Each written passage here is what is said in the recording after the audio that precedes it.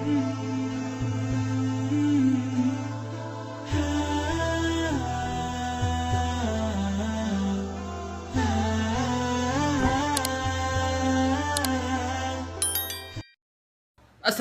warahmatullahi wabarakatuh. Guys, hari ini kita akan ngebahas tentang kesalahan-kesalahan di pengucapan huruf gho.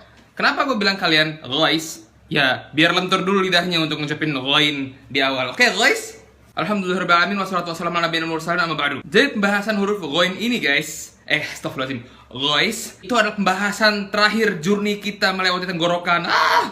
Dari kemarin kita udah ngebahas huruf kho dan lain-lain, dari yang paling dasar huruf H, huruf Hamzah, akhirnya sampai detik ini huruf ghoin. Dia lokasinya di tenggorokan paling atas bersama huruf kho. Jadi makrojnya sama huruf kho di satu makroj. Hari ini ana akan membagi kesalahan-kesalahan ghoin pada 3 pembagian. Yang pertama, kesalahan pembacaan ghoin saat ghoin yang berharokat. Yang kedua, kesalahan baca ghoin saat ghoin tersebut dalam keadaan sukun. Yang ketiga, kesalahan pengucapan huruf ghoin di saat keadaan kasroh. Oh ya maaf, salah ngomong berarti maksudnya tadi ghoin berharokat itu maksudnya tuh gho sama gu, yang fathah sama dhammah a u. Lalu baru di akhir kita ngebahas ghoin berharokat kasroh. Jadi ikutin sampai akhir guys, karena pembahasan ini bakal singkat banget dan padet dan simple, dan kalian bakal mengetahui banyak hal-hal baru banget yang kalian belum tahu di ghoin. Ghoin bukan sekedar ghoin yang kalian biasa belajar pas dulu di pelajaran Iqra anak TK. Oh ya, buat kalian yang protes kenapa rambut gue gak pakai peci kayak orang-orang Arab aslinya, ya kenapa ya?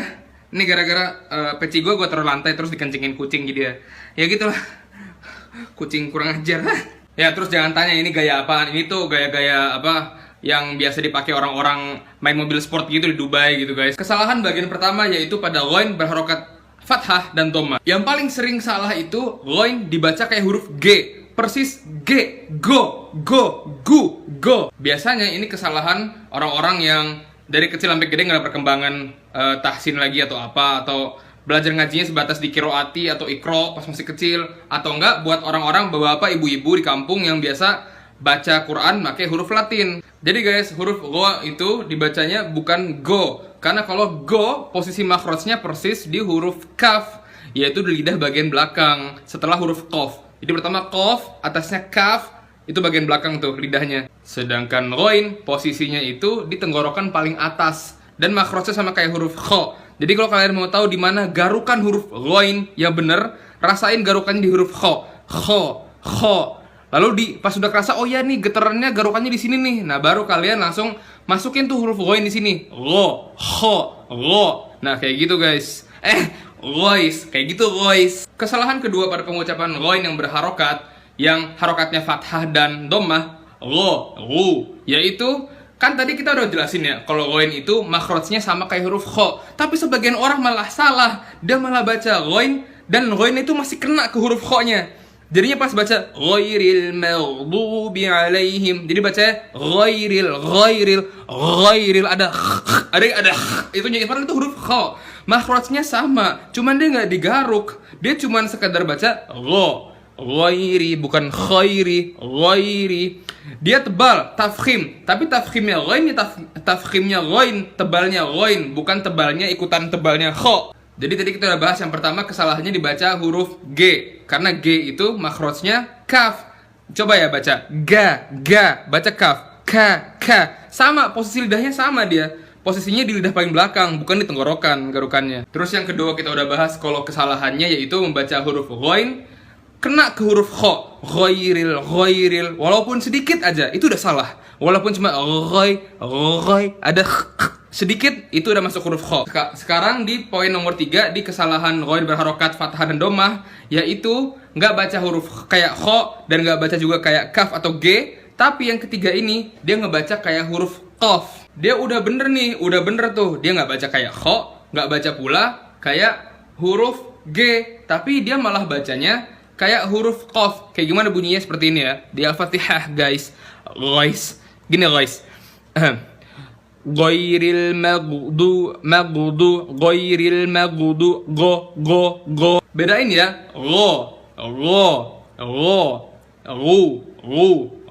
bukan go. Itu sama kayak huruf G, padat gitu kan, g. Cuma bedanya lebih dalam aja di leher, jadinya kayak huruf qaf deh. Lidah masih bagian lidah berarti teh paling bawah lagi daripada huruf kaf. Go, mago, no kan? Huruf qaf persis makhrajnya qaf. Itu karena lidah kalian tuh nempel banget sama langit-langitnya rongga mulut kalian. Karena kenapa pakai lidah? Karena kan tadi kayak qaf tuh kan tandanya pakai lidah. Kalau pakai ghain, lubang tenggorokannya yang main. Bukan nih ya, misalnya lubang tenggorokan nih, bukan go, tapi lo. Sekarang yang berikutnya kesalahan bacaan ghain di saat harokat ghainnya itu sukun. Yang pertama dan yang paling sering dan paling langganan semua orang kesalahan pas baca huruf gha, yaitu ghain yang sukun dibacanya memantul atau qalqalah. Nah, biasanya nih orang-orang yang baca ghain itu bacanya mantul pas sukun, maghdu, itu kesalahan dia pasti sepaket. Sepaket sama karena dia baca huruf ghain kayak huruf qaf. Kan qaf itu kan huruf qalqalah kan? Iqtarabatis sa'ah, iqra, uqo. Nah, karena huruf qaf itu huruf qalqalah dan dia baca huruf ghain dengan makhraj huruf qaf, jadinya apa? Hasilnya pas baca ghain dia mantul, maghdu. Nah, gitu. Jadi guys, huruf ghain itu nggak mantul pada saat dia sukun. Baca gimana? Ghairil maghdu. Sekarang kesalahan kedua dan masih paling sering di saat membaca huruf ghain yang sukun, yaitu pada saat kita kena huruf ghain yang sukun, kita mentang-mentang makhrajnya kita udah dapet nih ya, bukan makhraj qaf. Oke, makhraj kalian udah bener huruf ghain, yaitu di tenggorokan atas. Mel.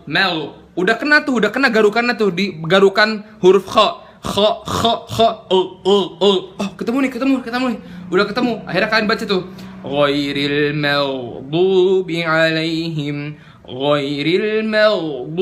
alaihim. Mentang-mentang kalian udah ketemu, kalian pengen sok fasih nih ya, Jadinya apa? Kalian baca ghainnya kedalaman. Ini yang berkali-kali gue mentang-mentang udah paham pada saat tahsin kan, udah kena nih makhrajnya, dan ustadz yang gue tahsin kepada beliau itu udah setuju, nih makhraj ente udah bener nih ghainnya. Akhirnya apa? Gue fasihin lah. Jadinya kan sok fasih gitu ya, karena gue belum tahu. Jadi pas baca Al-Fatihah, ghairil maghdu, itu salah karena itu ada harokat tambahan, jadinya kayak ada dengung di situ, kepanjangan. Cukup satu harokat aja, mel.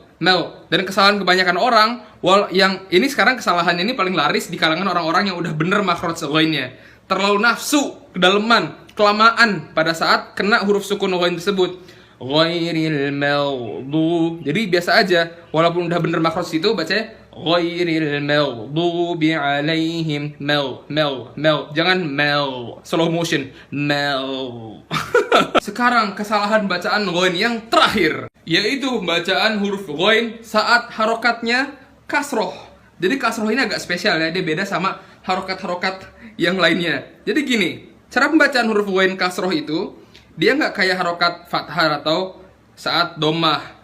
Pada saat ghain dibaca harokat kasroh atau i, tafkhimnya dia, ketebalannya itu tingkatnya adna tafkhim.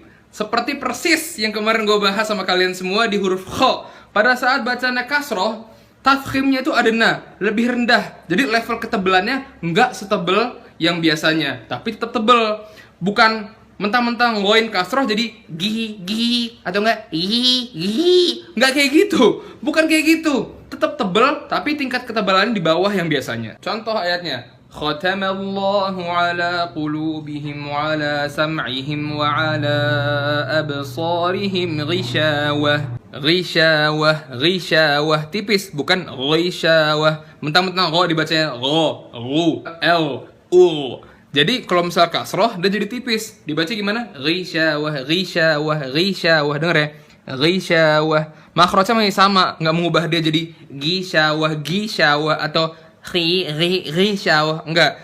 Masih masih di situ makhrajnya, tapi ri bukannya ghaishawah itu ketebalan, adna tafkhim, ketebalan yang lebih rendah lagi. Sekarang yang terakhir itu bukan pada saat kasroh, tapi gantian. Huruf sebelum ghainnya yang kasroh, ghainnya sukun. Ini di luar pembahasan sukun tadi ya, soalnya sukun di sini membuat ghain itu jadi adna tafkhim juga. Seperti gimana tadi kita baca ghain ghishawah pas dia tipis. Contohnya Rabbana afrigh alaina sabra, afrigh bukan Afril. Afril. Pula ilfir, tapi ilfir. Ilfir. Jadi penyebab ghain dibaca adna tafkhim, alias dia itu dibaca dengan ketebalan yang di bawah ketebalan yang biasanya. Itu pertama ketika apa? Ketika dia dibaca kasroh, ghisyawah, bukan ghisyawah.